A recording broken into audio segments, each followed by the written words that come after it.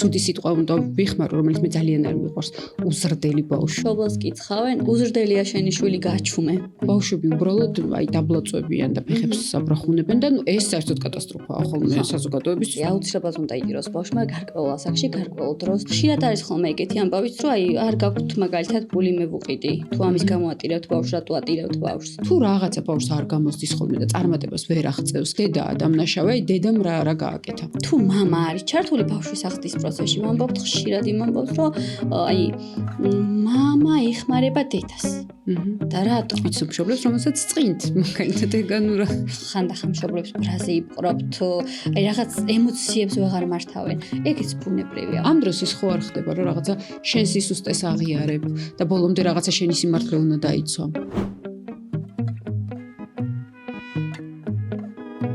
მოგესალმებით, ეს არის ვირუსული პოდკასტის მეორე ეპიზოდი და დღესაც ბავშვებზე ვსაუბრობთ, თუმცა ამჯერად ვსაუბრობთ მათ ფსიქიკურ ჯანმრთელობაზე.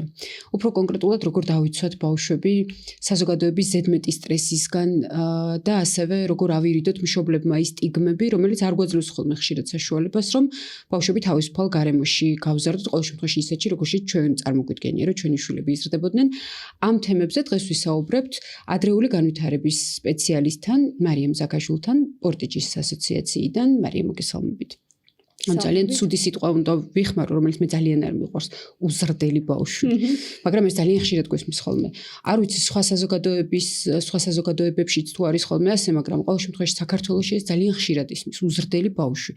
და უზრდელი ზოგადად შეიძლება იყოს ძალიან ბევრი განმარტება ჰქონდეს, მაგრამ ძირითადად აი ხშირ შემთხვევაში ბავშვი უზრდელი არის ხოლმე, იმ შემთხვევაში როცა საკუთარი უფლებების დაცვას ცდილობს, ან უფრო მეტიც, უბრალოდ ხმამაღლა ტირის. უფრო მცირე ასაკიდან რომ დავიწყოთ, აი მცირე ასაკის ბავშვებში უფრო ხშირად არის ხოლმე ეს პრობლემა, როცა ბავშვი ტირის ძალიან ხმამაღლა. ანუ რაღაცას გამოხატავს, ამ შემთხვევაში ვიცი რომ ეს შეიძლება ბევრი მიზეზი იყოს ამისთვის, მაგრამ აი ამ დროს მშობლები ვართ ხოლმე ძალიან უხერხულად, იმიტომ რომ გვგრძნობთ ძალიან ბევრ მზერას, რომლებიც ვკიცხავენ, რომლებიც გვეუბნებიან, რომ რაღაცას ჩვენ არასწორად ვაკეთებთ, იმიტომ რომ ბავშვი ტირის. როგორ უნდა მოვიქცეთ ამ დროს, მივცეთ ბავშვს ტირილის უფლება? მოგესალმებით და მადლობა პირველ რიგში მოწვევისთვის. მოკლედ ტირილი განვითარებისთვის ერთ-ერთი მნიშვნელოვანი ასპექტია. აუცილებლად უნდა იგიროს ბავშვმა გარკვეულ ასაკში, გარკვეულ დროს და გარკვეული სურვილების და მოთხოვნების დროს. ტირილს გაჩნია ასაკი. მაგალითად 1-დან 2 წლამდე ბავშვი ჩვილობის ასაკში აუცილებლად უნდა ტიროდეს, როცა რაღაცა უნდა და უბრალოდ არ აქვს მას სიტყვის რესურსი, რომ თქვას რაღაც კონკრეტული რა უნდა. რაც შეეხება ეხლა რაც თქვენ თქვით, გარეთ ტირილს, როცა საზოგადოებაში ტირის ბავშვი, მაგ შემთხვევაში მართლა მეც ხშირად შემიმჩნევია საზოგადოების მზერა, უფრო მეტად მშობლის მიმართ, რომ მშობელს კითხავენ, უზრდელია შენი შვილი გაჩუმე. რატო ტირის საზოგადოებაში, მაგრამ ძირითადად ტირიან პატარა ბავშვები, 3 წლამდე ასაკის, მაქსიმუმ 4 წლამდე გარეთ სივრცეში. ამ დროს ეს ტირილი არის განვითარების თანმდევი პროცესი. ბავშვმა არის ის უბრალოდ ტირილის გარდა სხვა რიც შეიძლება გამოხატოს საკუთარი სურვილი. მაგალითად, ავიღოთ მაღაზიაში ყოფნა. უნდა მაღაზიაში იყიდოს ვთქვათ რაიმე შოკოლადი და არ აქვს რესურსი იმის, რომ თქვას მინდა შოკოლადი. ანუ როგორ გამოვხატავ მე ამას? ხო დავიწყებ ბუნებრივია ტირილს ყველაზე ესეც რა ქვია მარტივ საქმეს, რაც ესე ვთქვათ მე ბავშვმა ვიცი და შესაბამისად ამის გამო ვიტირებ. ანუ ტირილი ამ შემთხვევაში შეიძლება იყოს რეაქცია იმის გამო, რომ რაღაცას ვერ გამოთქვამ სიტყვებით და რადგან მისი მოთხოვნები ესე არ სრულდება, იმიტომ რომ ვერ ვიგებთ რა უნდა, იწყებს უბრალოდ ხმამაღლა ტირილს. კი, თუ ვერ გითხრა რა უნდა, ბუნებრივად იწყებს ტირილს. ეს შეიძლება იყოს ასაკის და განვითარების თამდევი ამბავი. ანუ ტიროდეს მაშინ, როცა ვერ ამბობს რა უნდა. თორე ესე ბავშვი უბრალოდ უმიზეზო თუ იწყებს ტირილს, ჩემს პრაქტიკაში, სამუშაო პრაქტიკაში და ისედაც კვლევებით არ დასტურდება, რომ უბრალოდ ტირილს იწყებს. ესე არაფრიდან არავინ არ ვიწყებს. ანუ ამას ყოველთვის აქვს მიზეზი. ამას ყოველთვის აქვს მიზეზი. და აი როგორ უნდა მოვიქცე მე მაგალითად, როცა დედა შედის, მან მამამ და მყავთ ბავშვი. ან არ აქვს მნიშვნელობა ვინმე ბავშვთან ერთად არის და ბავშვი იწყებს ტირილს და აი ეს საზოგადოებისგან არის მოდის აი ეს რეაქცია. ჩვენ როგორ უნდა მოვიქცეთ ამ დროს? აი ხშირად ბოდიში, ანუ ხშირად მე თვითონაც მქონია და მინახავს კიდეც, რომ ბავშვები უბრალოდ აი დაბლაწვები იწვევიან და ფეხებს აბრახუნებენ და ეს საერთოდ კატასტროფაა ხოლმე საზოგადოებისთვის, იმიტომ რომ ეს ნიშნავს, რომ ეს საერთოდ არაფერი არ უსწავლებიათ ოჯახში ბავშვისთვის, ან თუნდაც ძალიან პატარა იყოს ბავშვი და ჯერ ვერაფერს ასწავლე.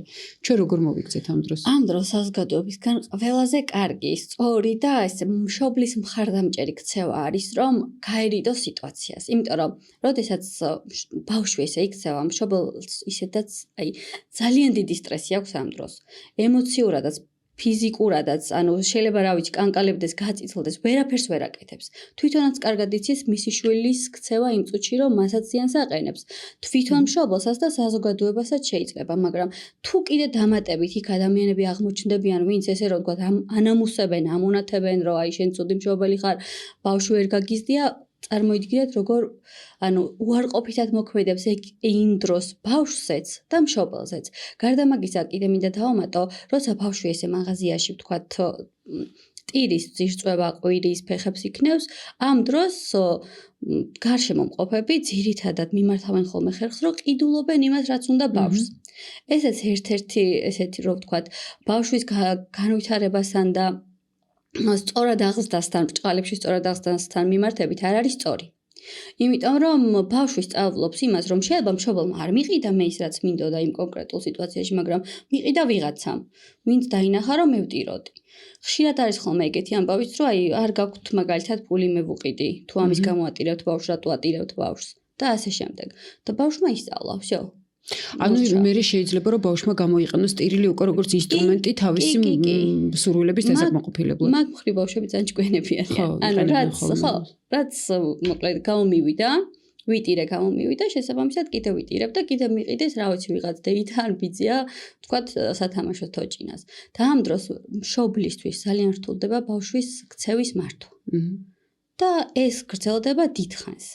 ანუ ქცევის მართვა უცებ იმ წუთში როგორც კი ხდება, თუ მაშინვე მოხდა მისი მართვა, ძალიან ნაკლები ალბათობა იმის, რომ დიდხანს გაგრძელდეს ეს, მაგრამ თუ ყოველ ჯერზე ეს ქცევა დაკმაყოფილდა, ეს შეიძლება რა ვიცი, დასრულებამდე გაგრძელდეს.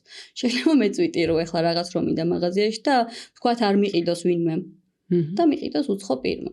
ხო და ამიტომ ძალიან მნიშვნელოვანია ბავშვობის ასაკში ეგ ამბები ძალიან სწორად საზოგადოებამ ისევ.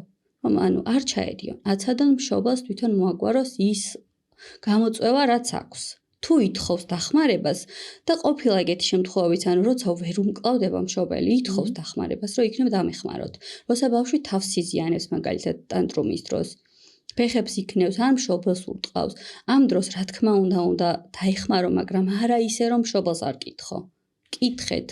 ანუ კითხეთ, შემიძლია დაგეხმაროთ, ან გჭირდებათ ჩემი დახმარება და მხოლოდ ამის შემდეგ ჩაედით. ეხლა ჩვენ ტირილზე საუბრობდით და უფრო მცირე წლოვან ბავშვებზე. აი როდიდან შეიძლება, როდიდან შევძლებთ, რომ ბავშვს ავუხსნათ, ალბათ ეს უფრო პატარა ასაკიდანვე რაღაც არ ვიცი, რომელსაც თავისი ისინი აქვს, დავშეთ რაზე ვსაუბრობთ, ანუ რა საქციელზე. აი როდის არის ბავშვისთვის გასაგები, რომ როცა ამას აკეთებს, ეს არასწორია. აი მაგალითად წეგან ვსაუბრობდით, შეიძლება 2 წლის ბავშვზე გითხრან, რომ რაღაცა ვერ ვასწავლეთ და ამ დროს ძალიან ძნელი იყოს, რომ 2 წლის ბავშვმა გაიგოს რაღაცა რასაშავებს, ანუ მისთვის საერთოდ წარმოუდგენელია რატო არის დაშავება, რაღაცა ნივთი თუ აიღო და დაბლა დააგდო მაგალითად, მისთვის ეს ჩვეულებრივ შეიძლება გართობა იყოს. როდიდან დავიწყოთ ბავშვისთვის ახსნა აი ამის, რომ რაღაც გაკეთება შეიძლება, რაღაც გაკეთება არ შეიძლება, განსაკუთრებით გარეთ საჯარო ადგილებში მოქცევის შესახებ. შეიძლება ახსნა რაღაცის ბავშვთან არ დაგჭირდეს, თუ კი თანმიმდევრულად და სწორად მივყვებით რაღაცებს. მაგალითად, აი რაღაცის დაგდებაზე ძირს 2 წლის ასაკში შეიძლება იყოს კვლევაძიების ეტაპი, როცა ბავშვი, რა ვიცი, კვერცხს აგდებს ძირს, იმიტომ რომ ნახოს რა არის შიგთავსი. ეს არ არის ცუდი ქცევა. ეს არის ინტერესი, სამყაროს გაცნობა, რომ ნახო მე რა ხდება. მაგრამ ამის შემდეგ მშობლისგან უნდა იყოს ის რეაქცია, რომ რა ვიცი, აი შენ უზრდელი ბავშვი ხარ, კი არ. უბრალოდ აუხსნას, რომ აი შეხედე, რა ვიცი, კვერცხს აქვს გული, ცილა, ეს ამფერია და მოკლედ ამ სტილით წაიყვანოს ყველაფერი. რომ შემდეგ ბავშვს აღარ გაუჩნდეს სურვილი, რომ კიდე დაამტრიოს კვერცხები. მაღაზიაში გადმოყაროს და ასე შემდეგ. ყველაზე კარგი ალტერნატივაა ამ შემთხვევაში, რომ იქამდე სანამ ბავშვი თვითონ გატეხავს ამ კვერცხს, ჩვენ თვითონ ვანჩვენოთ როგორ წყდება კვერცხი, როგორ გადმოდის იქიდან ცილა, გული და ასე შემდეგ და ნებისმიერ ესეთ საკითხზე. ძირითადად სახლებში ბუჭდება ხოლმე პულტები, თუ ხარ საკურებულები. ანუ ისიც ანუ იმ ამბავშია რომ აინტერესებს შიგნით რა არის როგორ რა ვიცი მოქმედებს ტელევიზორზე რას აკეთებს შეგვიძლია რომ რა ვიცი ერთი სათდარიგო პულტი გქონდეს ოჯახში გავხსნათ ვნახოთ შიგნით რა არის დავათვალიეროთ შიგთავს ესე რო ვთქვათ ეს ხო ძალიან მარტივია ან თუნდაც მოქმედი პულტი გავხსნათ მე ავაწყოთ უბრალოდ რომ იცოდეს როგორია შიგნით და რა კვლევაძიების ეტაპი არ ჩავუხშოთ ესე რომ ვთქვათ ბავშვს და მაგასაც ასაკები აქვს და განვითარების ეტაპები როდის არის ეგ ესე რომ ვთქვათ ნორმა და როდის არ არის ნორმა ანუ რაღაცნაირად მაინც ინტუიციურად უნდა მივხვდეთ ხოლმე გამოსავალს როგორც ანუ მივყვეთ ბავშვის განვითარებას მაგრამ აქ კიდე ერთი მომენტია რომელიც ძალიან ბევრი მშობლისთვის არის ხოლმე საინტერესო და ისევ ძალიან ცუდი სიტყვა უნდა ვთქვა დასჯა ეხა ეს დასჯა არ გულისხმობს მაინც ამით რაღაცა სასტიკი ფორმები დასჯას და შეიძლება ჩვენ თვლიდეთ რომ რაღაცა ძალიან მსუბუქია რაღაცა მისის აქციელისთვის რომ ეს ბავშვს რაღაცას უთხრათ რომ აღარ გავაკეთებ შენთვის რაც უნდა გამეკეთებინა ამ პირობა დავარღვიოთ და ასე დავსაჯოთ ან გავებუტოთ ბავშვს და რაღაც პერიოდი არ დაველაპარაკოთ რომ მან თავი დამნაშავედ იგრძნოს ამას მოაქვს ხოლმე რამე შედეგი ბავშვის აღზრდაში დასჯა მართლა ცუდი სიტყვა უბრალოდ შეგვიძლია ნახეთ წესები უნდა არსებობდეს აუცილებლად ბავშვის აღზრდის დროს. რისი უფლება აქვს, რისი უფლება არ აქვს, უბრალოდ ეს უნდა იყოს მაქსიმალურად პოზიტიურად მიწოდებული ბავშვთან. და არ უნდა იყოს ეს დასჯითი სახით, არ უნდა იყოს ეს მუშტის დარტყმით, რომ აი შენ ამას არ გააკეთებ. მან როცა რაღაც კონკრეტულის რაღაცის შესრულებაზე საუბრობთ ბავშვთან, მშობლები ძირითადად უშვებენ ხოლმე იმ შეცდომას, რომ აი მაგალითად პირდებიან, რომ აი შენ თუ ამას არ გააკეთებ, მე ამას არ გავაკეთებ. ან პირიქით, შენ თუ ამას გააკეთებ, მე ამას გავაკეთებ. და როგორც წესი ბავშვი აკეთებს იმას, რასაც მშობელი თხოვს. მაგრამ ის შედეგი არ მოყვება ხოლმე, რასაც მშობელი დაპირდა. შესაბამისად ბავშვს იმედი უსრულდება და აგრძელებს იმ, რა ვიცი, არასასრული ცუდი ეგრე რო ვთქვა, ესე რო ვთქვა, ქცევის განხორციელებას, რაც ყველაზე მეტად იწვევს მშობლის გაღიზიანებას და ბავშვისთვის არ აქვს მნიშვნელობა, ეს იქნება გაღიზიანება თუ პოზიტიური ყურადღება. მთავარია მშობლისგან იღებს ყურადღებას. და აქ ეხა ერთ ცოტა ისეთ თემას შევეხეთ, ანუ ბავშვის მიმართ მშობლის ყურადღება. ხშირად აკლიათ ხოლმე ბავშვებს ყურადღება და ამის გამო ითხოვენ ხოლმე ძირითადად უფრო ესეთი არასასურველი გზებით ითხოვენ ხოლმე მშობლების ყურადღებას. და მათთვის მართლა არ აქვს მნიშვნელობა, როგორ მიიქცევენ მშობლის ყურადღებას, მთავარია მიიღო. ანუ იმ შემთხვევაში თუ ჩვენ ვბრაზდებით, მისთვის ეს ყურადღებაა და ეს ჭირდება მას. კი, ეს ჭირდება მას. იმიტომ რომ იგრძნოს რომ მშობელი მასთან არის, არ აქვს მაგას მნიშვნელობა, უარყოფით იქნება თუ დადებითი. მაგრამ იქამდე სანამ ამ ქცევამდე მივალთ, ჩვენ ისევ დასრულებს შეგვიძლია ვაკონტროლოთ ეგ. რომ იქამდე მივაქცევთ ყურადღებას, სადაც რა ვიცი, მწვავე ქცევას გამოვიწვევთ. სკამს ისვრის მაგალითად. ანუ ხო რაღაც წინაპირობა აქვს ყველაფერს. ქცევას, რომელსაც ბავშვი ახორციელებს შესაბამისად, ჩვენს დასრულები უნდა დავაკვირდეთ ამ პროცესს.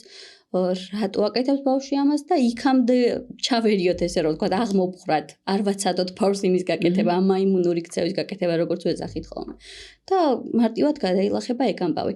კიდე ერთ ამბავს შეეხე გაბუტვას. რაც ძალიან ესეთია, ძალიან სენსიტიური თემა არის ზოგადად დასრულებშიც ეგ ამბავი. როცა ვიბუტებით არ ველაპარაკებით ერთმანეთს და ამით ვანორმალიზებთ ესე რომ ვთქვათ იმას, რომ ერთმანეთს არ უნდა დაველაპარაკოთ. და დასრულობაში ძალიან ბევრი ადამიანი, რა ვიცი, ჩემს გარშემოს, მათ შორის მეც, როცა ვიბუტები, აღარ ვლაპარაკობ. ანუ უბრალოდ ჩუმად ვარ, არავის არ ვაგებინებ რა მჭირს. და შესაბამისად ვერავინ ვერ ხვდება იმას, რა ხდება ჩემს შინაგან სამყაროში, როგორ განვიცდი მე იმ ამბავს რაც მოხდა და წარმოიდგინეთ რა ხდება ბავშვის ფსიქიკაში ამ დროს.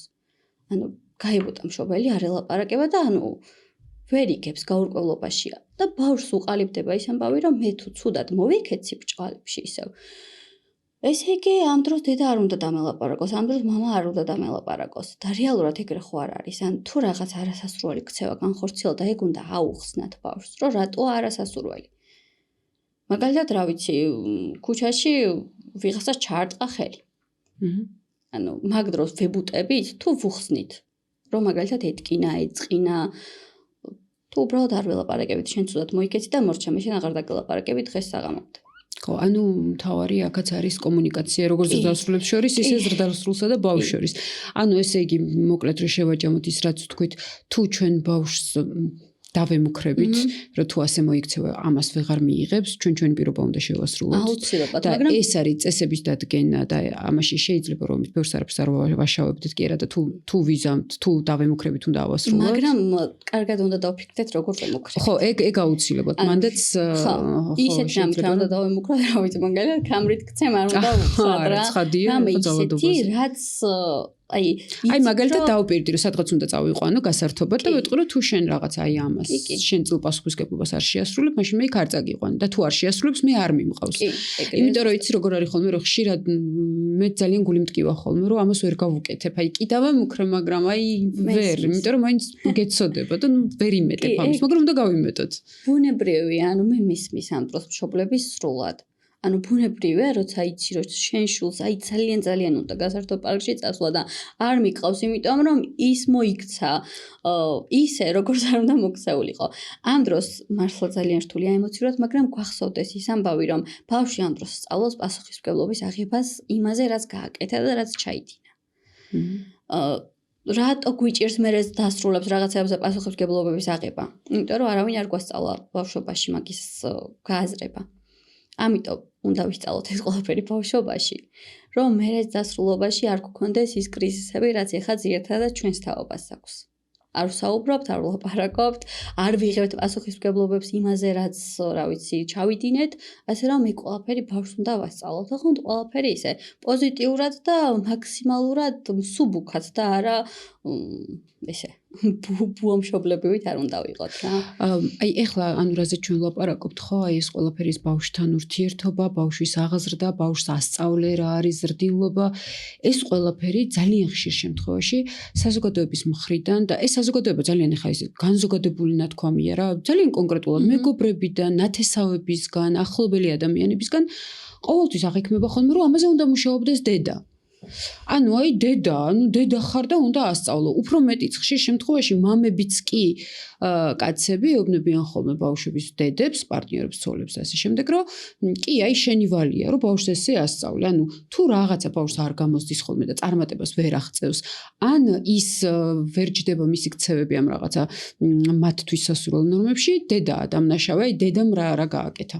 აი რამდენად მნიშვნელოვანი არის ის, რომ ზუსტად ერთნაირად იყოს ორივე მშობელი ჩართული. თუ ნამდვილად შეიძლება იყოს რაღაცა სიმართლის მარცვალი იმაში, რომ აი დედას უფრო მეტი საერთო აქვს შვილთან და აი დედისთვის უფრო მარტივია ეს კომუნიკაცია ბავშვთან. თუ ეს მითია რეალურად და ესე არ არის და ორივე მშობელს ერთნაირი კავშირი აქვს ემოციური. რეალურად ბავშვთან ურთიერთობას ჩულობიდან ვინც დაიწყებს, ყველას თანაბარი ემოციური ურთიერთობა იქნება მასთან, მაგრამ მანდაც გააჩნია ადამიანის შინაგან ემოციურ მდგომარეობას რა. რა ვიცი, მე შეიძლება დედა ვიყო, მაგრამ ბავშვთან არ მქონდეს ისეთი ახლა კომუნიკაცია, როგორც ექნება ვთქვათ მამას, ან პირიქით დედას უფრო მქონდეს ვიდრე მამას. მანდ ვერ გავიგებთ ესე.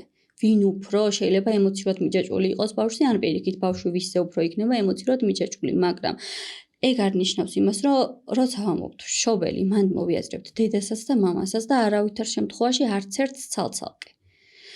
და გარდა მაგისა, როცა ოჯახში ცხოვრობს დედა, მამა, ბებო, ბაბუ, რა ვიცი, კიდევ სხვა საქართველოში გვაქვს ეგეთი პრაქტიკები საკმაოდ ბევრი, ყველას უნდა ჰქონდეს ერთი და იგივე მიდგომა, დამოკიდებულება და ასე შემდეგ. ისევე ხა დედის და მამის ამბავს რო დავუბრუნდეთ, მანდაც ხშირად ხდება სამწუხაროდ ის ამბავი, რომ ცუდად თუ მოიქცა ბავშვი არის დედის ბრალი. იმიტომ რომ დედამ ვერ აღზარდა, დედამ ვერ ასწავლა და ასე შემდეგ. მაგრამ თუ კარგად მოიქცა, ხშირად ამბობენ, რომ ეს მამამ გასწავლა. ხო, იმიტომ რომ თქვათ ქუჩაში რომ მიდიან რა მამასთან ერთად. ან თუდაც იმასაც ვანორმალიზებთ ხოლმე ჩვენ, რომ მაგალითად თუ მამა არის ჩართული ბავშვის აღზრდის პროცესში, ვამბობთ ხშირად იმ ამბავს, რომ აი მამა ეხმარება დედას. და რატო? ანუ დედა არის მთავარი მშობელი და მამა არის მისი დამხმარე, როცა საქმე ეხება ბავშვის აღზრდას და განვითარებას. როცა ბავშვი არის ორივესი. დედისიც და მამისიც ესე რომ თქვა, ერთად გააჩინეს ეს ბავშვი, ერთად გადაწყვიტეს რომ ყოლოდათ და საბოლოოდ გამოდის ისე რომ მხოლოდ რა ვიცი, დედას მიეწერება ყველაფერი და მამა უბრალოდ ეხმარება. რეალურად ესე არის. ეხლა უბრალოდ მახსენდება, რომ აი ძალიან ხშირ შემთხვევაშიც ანუ ჩემი ბავშვის სკოლაში მადლობა მართლაც ეს საკითხი არ დგას, მაგრამ ძალიან ბევრ სკოლაში და მანამდე საბავშვო ბაღში, როცა არის ხოლმე მშობელთა კრება, იქ ყოველთვის არის დედა წარმოდგენილი და თუ ვინმე რაღაცა საოცრება მოხდა და კაცი შევა ოთახში, აი ყველა გაოგნებული იყურება და აი როგორანაირად მოხდა. აი ამ შემთხვევაში დავუშვათ საბავშვო ბაღებში, სასკოლო ცხოვრებაში აი რამდენად მნიშვნელოვანი არის რომ მამაც იყოს ჩართული. ოღონდ მე ამ შემთხვევაში არ ვლაპარაკობ ჩვენ ამდენად სწორად გვეჩვენება დავუშვათ ქალებს ჩვენი პარტნიორების ურთიერთობა არა ამ გადმოსახედიდან არა. ბავშვისთვის რამდენად მნიშვნელოვანი არის იმისი გაგება და იმისი ცოდნა რომ აი მე რასაც ვაკეთებ ბაღში ან სკოლაში აქ მშობელთა კრებებზე არ ვლაპარაკობ მხოლოდ ყველაფერი ერთნაირად არიან დედაც და მამაც ჩართულები და აი რაღაცა ჩემ საერთო ინტერესებთან მათ აქვთ ეს კავშირი. აი ეს არის თუ არა ბავშვისთვის მნიშვნელოვანი თუ ეს მხოლოდ რაღაც დედებს გვინდა რომ მამებიც იყვნენ ჩართული. არის ბავშვისთვის ძალიან მნიშვნელოვანია ეგ რომ თანაბრად იყვნენ მშობლები, ორივე მშობელი ჩართული პროცესში. როგორც დედის მხარდაჭერა უნდა ბავშვს, რა ვიცი, სკოლაში პირველ დღეს მაგალითად, ისე უნდა მამის მხარდაჭერაც. ანუ მან ძალიან ემოციურ ამბავზე მივდივართ. გამოდის რომ რა თუ მამა არ მიყვება ბავშვს სკოლაში, ვამბობთ იმას რომ ანუ არა უშავს მე რა მოხდა. ამით ბავშვს არაფერი არ დააკლდება, მაგრამ თუ დედა არ მიყვება, ამით კი ბავშვს დიდ ზიანს ვაყენებთ, სტრესში ვაგდებთ, მაგრამ რატო? იგივე ხდება ზუსტად მამის შემთხვევაშიც რეალურად ზუსტად იგივე ზიანს ვაყენებთ ბავშვს მშობლიდან მამა რომ არ მიყვება სკოლაში და იგივე ზიანს ვაყენებთ დედა რომ არ მიყვება. მაგრამ მანდაც გადაწყვეტილი ამბავი უნდა იყოს შეთანხმებული. თუ ვთქვათ, ანუ ხო ხდება ისე რომ არც ძალიან ახლა ორივეს. ანუ ბავშვთან ერთად განხილული ეგეც რა და მშობლებს ზოგადად იმისაც ერიდებათ ხოლმე რომ შვილთან ერთად განიხილონ ეგეთი საკითხები. ანუ ვინ ეკითხება პატარაა, ეგეთი დამოკიდებულებები არის ხოლმე და არ არის პატარა. უნდა ვკითხოთ. შეიძლება რაღაც მომენტში პირველ დღეს სკოლაში ბავშვს არ უნდადეს რომ გაყვეს დედა და უნდადეს მამა გაყვეს. ვკითხოთ რატო? ხო, მაგრამ მაგ შემთხვევაში მშობლები ვიცნობ მშობლებს, რომელსაც წqინთ მაგალითად ანუ თვითონვე არ ვიცი რა მომენტი ერთვე ხო აი რატო არ უნდა რომ მე წავიდე. ალბათ მან ძალიან ბევრი რაღაცა გვაქვს ჩვენ საკუთარ თავზეც სამუშაო. და აი აქვე არ ვიცი მე ხშირად მიფიქრია ხოლმე რომ აი რომ იყოს საშუალება ალბათ დაინტერესებოდა ბევრი დედა, ბევრი მამა, ბევრი მომავალი მშობელი რომ რაღაცა ვისწავლოთ სანამ ამ პასუხისმგებლობას ავიღებ თავს, იმიტომ რომ რაღაცა ხშირად ესე მეჩვენება ხოლმე რომ ვიდრე ძაღლს მოვიყვანთ სახლში იმ ჯიშზე იმდენ რაღაცას ვსწავლობთ, ვიგებთ, როგორ უნდა მოვიქცეთ, რა უნდა გავაკეთოთ და აი ასეთივე პასუხისმგებლობით არ ვუდგებით ხოლმე ხშირად ბავშვის საკითხს, იმიტომ რომ ეს ბუნებრივი ამბავია რომ შვილი უნდა გააჩინო, მაგრამ ამისთვის წინასწარ არავინ არ ემზადება.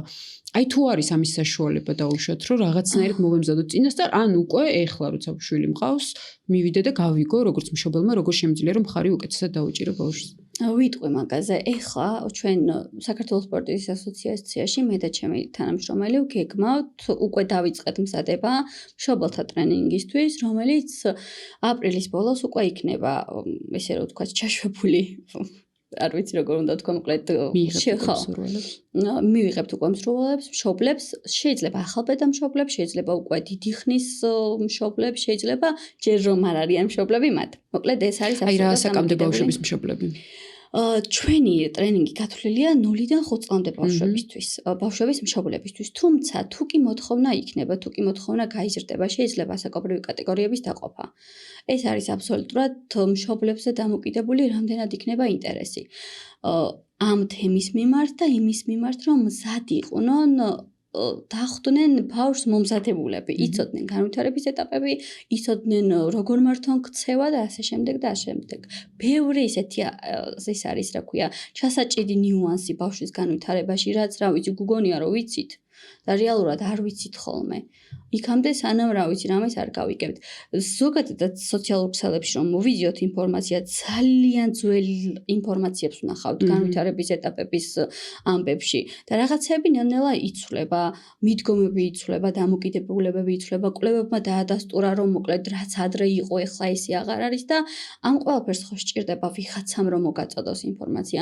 ამიტომ მე ვფიქრობ, რომ ძალიან კარგი საშუალება იქნება მსგავსი ტრენინგები და შეხვედრები მშობლებისთვის, რომ მშობლებმა შეძლონ და თანაბარი პასუხისმგებლობა იტვირთნონ, ესე რომ ვთქვათ, დედამაც და მამამაც რა. აი ხშირ შემთხვევაში მაგალითად მე მიფიქრია ხოლმე რომ აი როცა ჩემი შვილი უფრო პატარა იყო ალბათ ის კი არ უნდა მივიყვანო სპეციალისტთან, როცა რაღაცას ვერ ვიგებდი ხოლმე. მეგონა რომ უფრო სწორი იქნებოდა რომ მე მივსულიყავი, იმიტომ რომ არის რაღაცები, რაც ძალიან ჩემზე არის დამოკიდებული და არ ვიცი მე რამდენად სწორად ვაკეთებ ამას.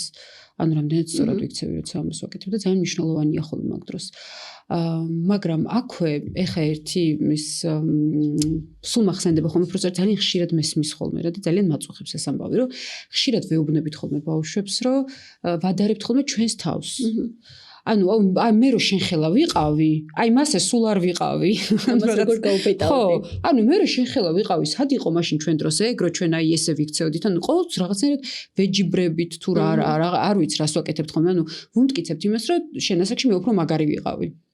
აი ეს რამდენად სწორი, ანუ რას ვაკეთებთ? ბევრი ამბობს, რომ არა, იცი რა, ცოტა ის არის, უნდა რომ შეუძახო, აი რაღაცნაირად სტიმულს აძლევ, რომ უფრო მაგარი იყოს, უფრო ყოჩაღი იყოს. რამეს ვაძლევთ ამით რაღაცისთვის დავუშვათ სტიმულს რეალურად, თუ რას ვაკეთებთ ამ დროს? არა, მაგ დროს არაფერს არ ვაძლევთ, მაგრამ თუ დღის განმავლობაში გამოვყავთ 9 საათს, უბრალოდ დავსხდებით და ვისაუბრებთ, როგორები ვიყავით ჩვენ ბავშვობაში, რას ვთამაშობდით, რას ვაკეთებდით, ეს აძლევს.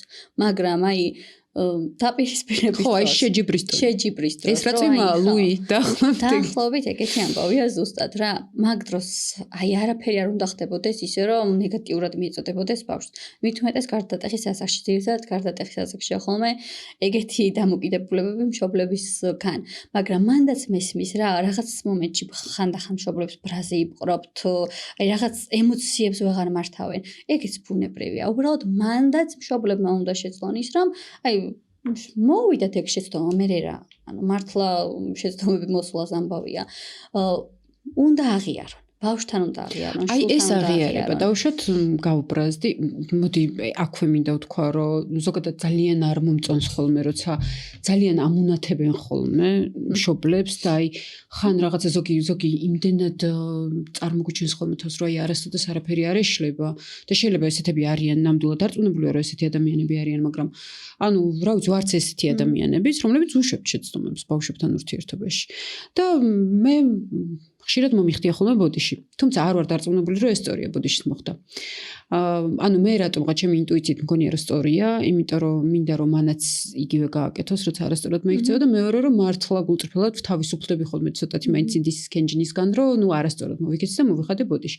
ანუ ისევე ვუხდი ბოდიშს, როგორც ვინმე სხვასთან მოვიქცეოდი არასწორად და მოვხდიდი ბოდიშს, მაგრამ ამ დროს ის ხო არ ხდება რომ რაღაცა შენ სისუსტეს აღიარებ და ბოლომდე რაღაცა შენი სიმართლე უნდა დაიცვა. შეიძლება რომ ეს იყოს არასწორი. ანუ აღიარე სისუსტე, ან ეგეც რა პრობლემაა. ნახოს შენმა შულმა რომ რაღაც სისუსტე გაქვს, თუ ესე ვთვლით მშობელი, მაგრამ რეალურად ბოდიშის მოხდა და პატიების თხოვნ ახოს სისუსტე არ არის პირიქით. ბევრად უფრო ესეთია, აი სიძლიერეს გუმატებს მაგ დროს რა, ბოდიშს რო ვიხდით, არ ვიცი თუ ვართ დაკვირვებულები საკუთარ თავებზე, ბევრად უფრო ესეთები ვართ ამაყები ამ დროს.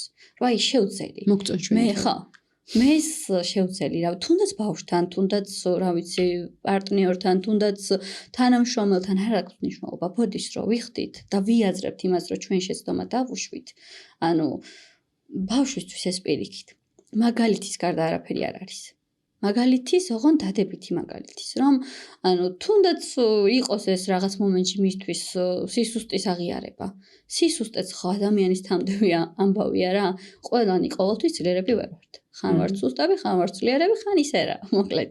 და ეგეც უნდა იცოდეს ბავშვმა აუცილებლად, რომ ხან ისე ხდება, ხან ასე ხდება და ამიტომ პირიქით. აი ამ სისუსტეებზე გამახსენდა, ანუ ძალიან ბევრჯერ გამიგია ხოლმე ბევრისგან, რომ აი ბავშვმა რომ მკითხოს რაღაცა და ეს მე არ ვიცი. აი ამ დროს უნდა ვუთხრათ, რომ ეს მე არ ვიცი. თუ უნდა რაღაცნაირად ეს ჩვენი ავტორიტეტი რო შევინარჩუნოთ ბავშვთან როგორც ყოვლის მცოდნე, უნდა ყოვლის შემძლე მშობლებმა რამე სხვა გამოსავალი უნდა მოვძებნოთ. შეიძლება ამის აღიარება რაღაცა არ ვიცი. შეიძლება. და ანუ მანდაც დღეს მით უმეტეს პრობლემა არ არის დღევანდელ მაშინ რეალობაში სოციალურ სამყაროში ვცხოვრობთ, სოციალურ ქსელებით გარშემორტყმული და შესაბამისად საერთოდ არ არის პრობლემა იმის აღიარება რომ რაღაც არ ვიცით. თუნდაც რა ვიცი კითხა ბავშვმა რომ როგორ მზადდება ვთქვათ კვერცხი არ ვიცით მოდი რა ვიცი ვკითხოთ მამას იქნებ მამა მიცოდეს ვკითხოთ ბებოს იქნებ მან იცოდეს და ასე შემდეგ საერთოდ არ არის არც ეგ პრობლემა და საერთოდ არანაირი აი რაღაცის არ ცოდნა არ არის პრობლემა. უბრალოდ უნდა ვაღიაროთ რომ არ ვიცით და არ უნდა ვასწავლოთ რა ვიცი რაღაც იგიჟე. რაც პირიქით დააზიანებს მას, ან მოწამლავს საჭმელს თუ ვასწავლით არასწორად, ან საზოგადოებაში მის თანაკლასელებთან ან რა ვიცი, ვისთანაც აქვს ურთიერთობა, ვასწავლით ისეთ რა ვიცი ქცევას, რომელიც ზიანს მოუტანს მასაც და მის გარშემო მკურნალობა ყველა ასაკში ფასდება. კი, მართლა ეგრეა. ისევ აი ამ საზოგადოების წნეხებს რო დაუბრუნდეთ, მოკლედ რაც უფრო იზრდებიან ბავშვები, მით უფრო ბევრ პრობლემას ვაწყდებით, იმიტომ რომ რაღაც ასაკიდან უკვე ჩვენთან ერთად აღარ არიან მარტო უწევთ სიარული და თუნდაც საზოგადოებრივი ტრანსპორტით მარტო მიდიან მაღაზიაში და აი ეხლა მე ვარ ცხოვრების იმ ეტაპზე რომ ესე ჩემი შვილი დადის ხოლმე დამოუკიდებლად თავისით და გვაქვს ძალიან ბევრი პრობლემა. იმიტომ რომ ძალიან მარტივია მისცემ ბავშვს შენიშვნა და ძალიან უხეშად ბავშვს არ აქვს იმდენი უფლება რამდენიც აქვს სხვა ადამიანს, ანუ ადამიანზე ცოტა ნაკლებია ბავშვი. მაგალითად თუ ტელეფონზე ლაპარაკობს ავტობუსში თავისუფლად შეუძლიათ რომ ძალიან უხეშად მისცენ შენიშვნა ან ზის ბავშვი დაღლილია და რეალურად დაღლილია ობიექტურად დაღლილია ბავშვი და ამ დროს ამოდის ავტობუსში უფროსი ადამიანი და მხოლოდ იმიტომ უნდა დაუთმოს რომ უფროსია და აი ამ რაღაცა ჩვენ ვასწავლით რომ აქვს თავისი უფლებები და ამ დროს საზოგადოებაში სხვა რაღაცები ხდებათ ანუ სახლიდან რომ გადიან სხვანაირად ხდება ყველაფერი. მოკლედ პირდაპირ რომ მკითხო, უზრდელია ბავშვი რომელიც არ დაუთმობს ავტობუსში ადგილს უფროს ადამიანს. მხოლოდ იმიტომ რომ ის უფროსია. არა, მე ვფიქრობ რომ არ არის ბავშვი უზრდელი და საერთოდ არავინ არ ვართ უზრდელები, საერთოდ ესე ვფიქრობ. და მით უმეტეს როცა გავდივართ გარეთ საზოგადოებაში, ავტობუსი იქნება ეს თუ მაღაზია იქნება, მართლა ძალიან ხშირად ხდება ეგეთი ამბები, რომ ბავშვს, გარდატეხის ასაკში მყოფ ბავშვს, როცა განსაკუთრებულად მოჭარბებულად აქვს ეს საკუთარი თავის დაცვის ამბავი. ოღონდ შეიძლება იცოდეს, როგორ დაიცვა სწორად, მაგრამ იმ უბრალოდ რო ფეთქდება, ვეღარ იაზრებს მაგას. შეიძლება ძალიან უხეშად უთხრას უფროს და მაგ დროს ბავშვი უზრდელად აღიქმება. მაგრამ რომ ჩავყვეთ ძირში, ეს ბავშვი ესე არ არის გაზრდილი. ანუ იმ წუთში ამოუვიდა აბა, უბრალოდ საკუთარი ემოცია ვერ გააკონტროლა და ეს ეხოს დასრულებსაც მოგვდის.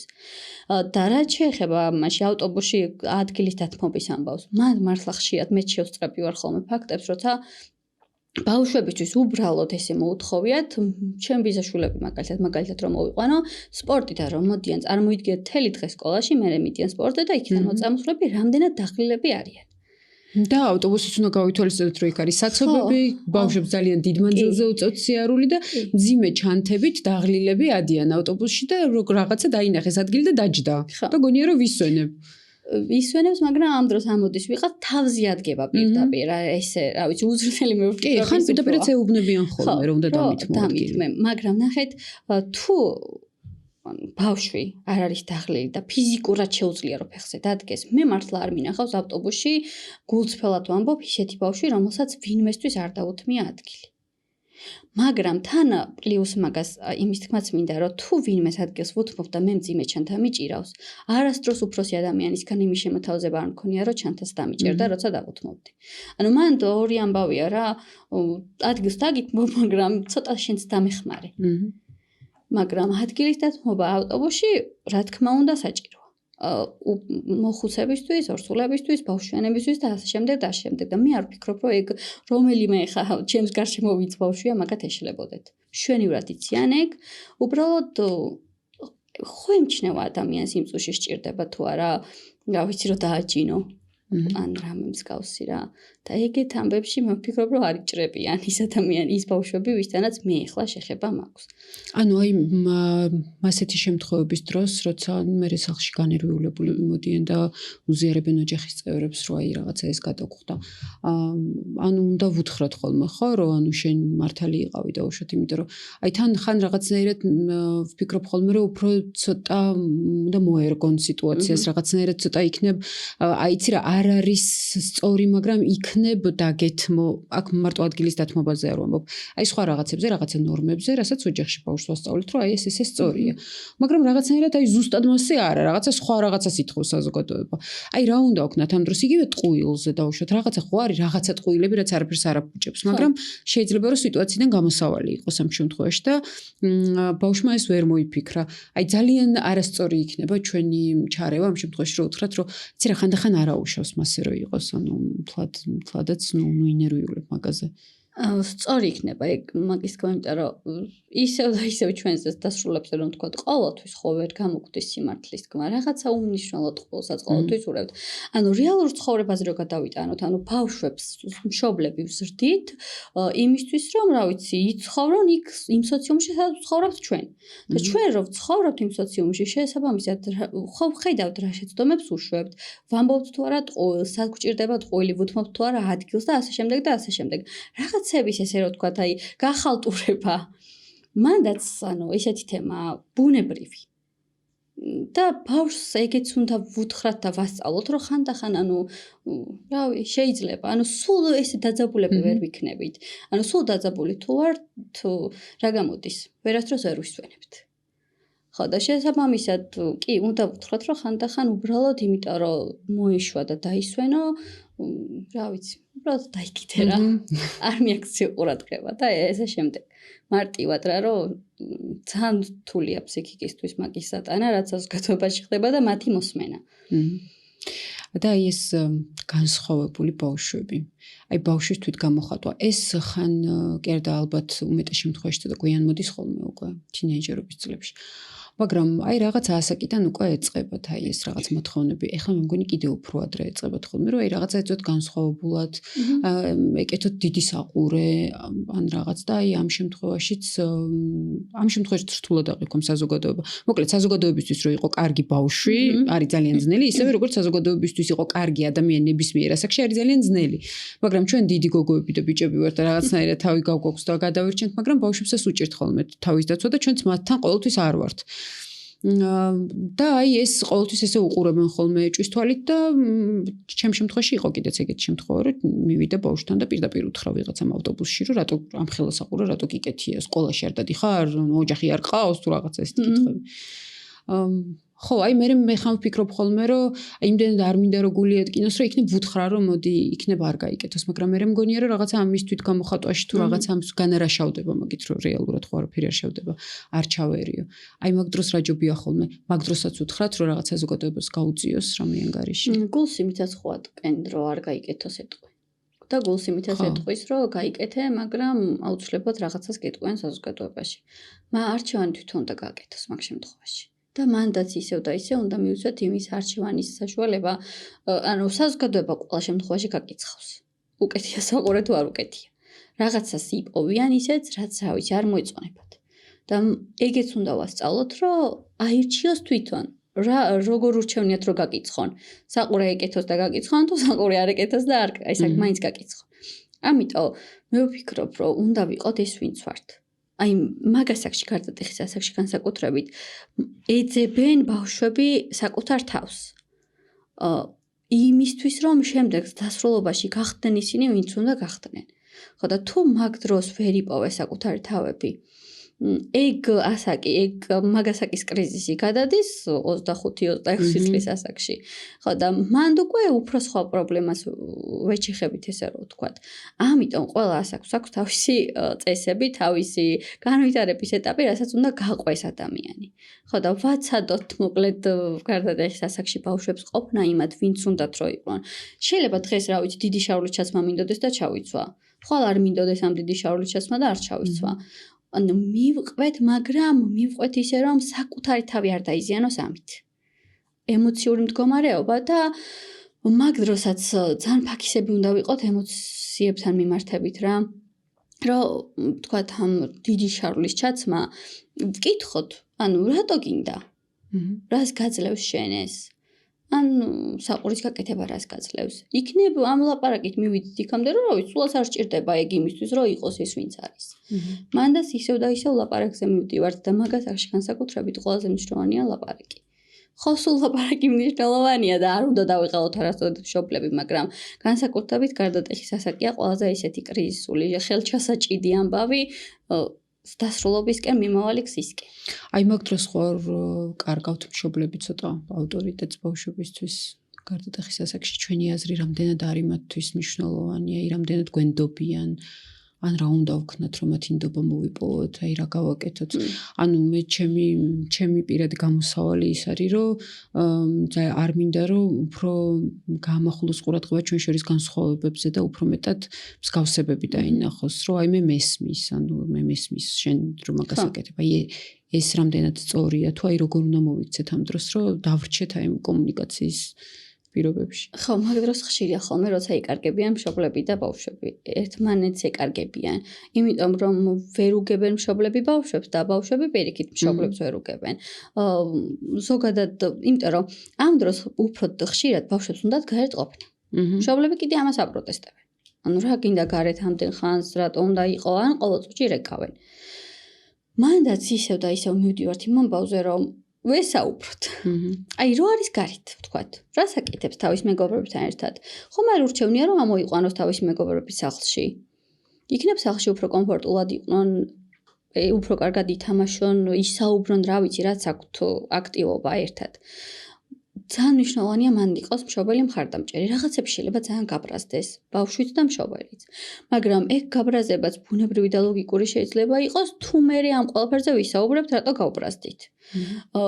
მართლა ძალიან ისეთი თემაა რა, აი რო ვერ გაიგებ როგორ უნდა მოიქცე და რა შეიძლება იყოს სწორი. და ეხა ესე ზოგადად მაგის თქმა ალბათ მართლა ძალიან ის იქნება ჩემგან რთული. ალბათ უფრო კონკრეტულ სიტუაციებს უნდა მიყვეს მშობელი. კონკრეტულად რა ხდება? სად დადის, ვისთან დადის? ანუ ყველაფერი საბოლოო ჯამში უნდა იყოს რაღაცა ინდივიდუალურად განხილული და აი ზუსტად ახლა ასეც ვლაპარაკობდით, რომ ძალიან მნიშვნელოვანი არის განათლება. ანუ განათლება ამ კუთხით, რომ ვიცოდე როგორ დაველაპარაკო ჩემს შვილს, იმიტომ რომ რაღაცა მithumetes გარდატეხის ასაკი არის ისეთი ასაკი, რომელსაც მე პირადად ძალიან მეშინია. ხოდა თან ვიცი რომ მანდრო თუ რაღაცა ერთი მომენტი საჭირო დაკარგე და გაგექცა, მე ძალიან ძნელია მის აღდგენა და შეიძლება ძალიან ცუდი შედეგები მოიტანოს და ხო, ძალიან რთულია. მოკლედ და ალბათ მაგ დროს სპეციალისტების დახმარება ძალიან საჭიროა ხოლმე რომ მიმართოთ და რაღაცნაირად დაგვეხმარონ. ხო, მაგრამ მანდაც სახიფათოა ის თემა, რომ ბავშვთან როგორ ვიტყვით მაგას, რომ მივდივართ ვთქვათ ფსიქოლოგთან. ხო, აი ეგ როგორ უნდა ვთქვათ. ეგ მე მგონი რაღაცა ასაკიდან, აი არა მხოლოდ გარდატეხის ასაკიდან, ზოგადად ძალიან რთულია. იმ ასაკიდან, როცა ბავშვი ხვდება ფსიქოლოგი რისთვის არის საჭირო. იმიტომ რომ საზოგადოებისგანაც ძალიან ისმოდის ესეთი რეაქცია, ნუ მეგობრებისგან, კლასელებისგან, ნათესავებისგანაც კი, ბებიისგან და ბაბუისგანაც კი უკაცრავად და შორს რო არ წავიდეთ.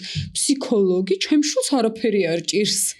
ანუ ეს დამოკიდებულება. ფსიქოლოგის როლი უნდა გავზარდოთ ბაღებში, სკოლებში, საგანმანათლებლო სივრცეებში, რომ ბავშვისთვის უცხოარ იყოს ფსიქოლოგის როლი. იცოდეს რისთვის არის. და როცა ეგ კრიზისული დრო დაუდგება, რომ შეიძლება დასჭირდეს ფსიქოლოგთან ვიზიტი ან მას ან მის მშობელს, არ გააპროტესტოს. წავიდეს ჩვეულებრივად, გადალახოს ის სირთულე რაც ჰქონდა და წამოვიდეს. მიხვდეს იმისთვის, რისთვისაც არის საჭირო. ფსიქოლოგიის შეხვედრების სკოლებში, რაც მე მგონი არ ხდება. არ ვიცი, მე არ მსმენია ყოველ შემთხვევაში რო ხდება საქართველოში.